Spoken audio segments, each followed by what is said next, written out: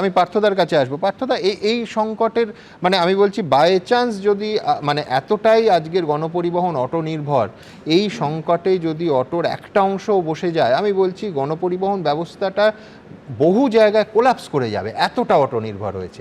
উপায় এক্স্যাক্টলি সুমন, আমার এটাই মনে হয়েছে যে আসলে যুদ্ধ 4000 কিলোমিটার দূরে যদি হয়, ইনফ্যাক্ট তার আঁচ আমাদের বলছি দেশের সবকটা শহরে পড়ছে এবং গণপরিবহনে পড়ছে। ফলে আপনি যদি বলেন আমি জানি না এই যুদ্ধ যখন শেষ হবে পৌষ মাস কার আসবে, কিন্তু এইটুকু বুঝতে পারছি যে আমাদের এই শহরগুলোতে পরিবহন ব্যবস্থার যে থ্রেড, বিশেষত জ্বালানি, এবং এলপিজি একটা উন্নত মানের জ্বালানি যেটা দিয়ে হচ্ছে যে অটো চলে, পারলে অন্য ধরনের জ্বালানিও যা মানে ইউজ করা উচিত সিএনজির মতো।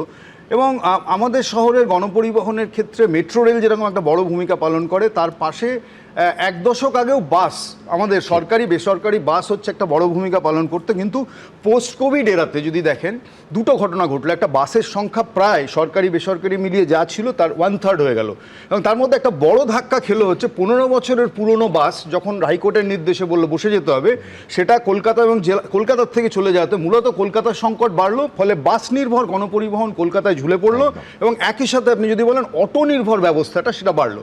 কলকাতায় যদি আপনারা দেখেন যে অ্যাভারেজ ট্রিপ লেন্থ সেটা হচ্ছে অ্যারাউন্ড 6 কিলোমিটার মতো, 5 থেকে 6 কিলোমিটার। ফলে এই লেন্থের মধ্যে সবচেয়ে বেশি মানুষ যাতায়াত করে, সেটা স্কুল কলেজে যাওয়ার জন্য, অফিস কাচারি আদালত সব কিছুতেই হতে পারে।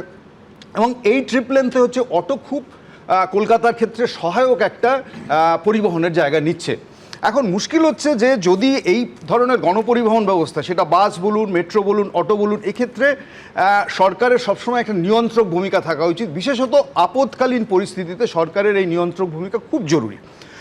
দুটো কারণের জন্য। একটা হচ্ছে যে হোর্ডিংয়ের ইস্যুটা যেটা আপনারা তুললেন, যে এই জ্বালানি ছাড়া যখন অটো চলবে না, এবং অটো যেহেতু আমাদের শহরের প্রায় দ্বিতীয় বৃহত্তম গণপরিবহনের জায়গা দখল করছে, তখন তার জ্বালানি আনইন্টারাপ্টেড কী করে রাখা যায় সেটা ইম্পর্টেন্ট। ফলে সেখানে দাঁড়িয়ে আজকে আমাদের কেন্দ্রীয় মন্ত্রী বললেন যে কোনো সংকট নেই, না থাকলে আমি সবচেয়ে খুশি হব, কিন্তু চেহারা যা দেখতে পাচ্ছি শহর জুড়ে সংকট রয়েছে এবং সংকট ঘনীভূত হচ্ছে। যদি দেশ জুড়ে আমি দেখাবো মধ্যপ্রদেশ, উত্তরপ্রদেশ, সব জায়গার কি অবস্থা। এক্স্যাক্টলি। ফলে এবার হচ্ছে যে এই যে ক্রাইসিসটা, এবং একটা যুদ্ধ লাগলে পরে জ্বালানির এই সংকট হতে পারে, কারণ আমাদের গোটা দেশের জ্বালানির একটা বড় অংশ ইম্পোর্টেড হয়, তার মধ্যে হরমুজ প্রণালী দিয়ে সবচেয়ে বেশি হয়। হরমুজ প্রণালীতে 28টা ভারতীয় জাহাজ দাঁড়িয়ে আছে। এক্স্যাক্টলি। ফলে সেখানে দাঁড়িয়ে এই আমার শহরে এলপিজি আসবে কিনা, বা আসলেও ঠিক দামে অটো চালকরা পাবে কিনা, এটার ক্ষেত্রে একটা নিয়ন্ত্রণ দরকার। এখন কার্যত দেখা যাচ্ছে যে পৌষ মাস হচ্ছে মজুতদারদের। ফলে তাদের যদি অ্যারেস্ট করা না যায়, যদি ইন্টারভেন সরকার না করতে পারে, তাহলে যেটা দাঁড়াবে যে আজ কাল পরশু আস্তে আস্তে শহর থেকে যদি অটোগুলো উইথড্র হতে থাকে, তাহলে কিন্তু শহরে একটা নতুন ধরনের জটিলতা তৈরি হবে। বিশেষত আমাদের শহর এমনিতেই ধীরগতির শহর, সেখানে দাঁড়িয়ে এত মানুষের কর্মকাণ্ড যা আছে, তাতে অন্যান্য ক্রাইসিসের সাথে ট্রান্সপোর্ট ক্রাইসিসটা আরও বেশি করে অ্যাড হবে। এবং এই কারণের জন্যই বলছি যে অটোর ক্ষেত্রে সরকারের ইন্টারভেনশন দরকার। এক হচ্ছে দাম ঠিক করার ক্ষেত্রে, আর একটা হচ্ছে জ্বালানি পাচ্ছে কিনা। কারণ একই কারণের জন্য বাস কলকাতা শহরে হচ্ছে যে আসলে মারা গেল।